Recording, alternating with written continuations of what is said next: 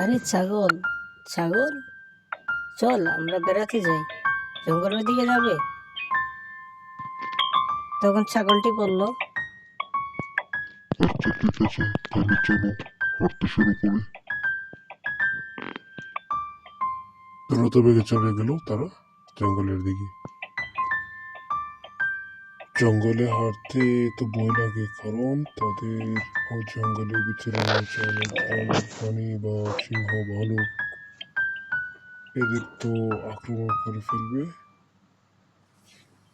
তারপরে পিছন পিছন থেকে একটা বড় গরু চলে আসলো। ওয়াও! গরুর সাথে সাথে গরুর মালিকটি চলে আসলো আস্তে আস্তে।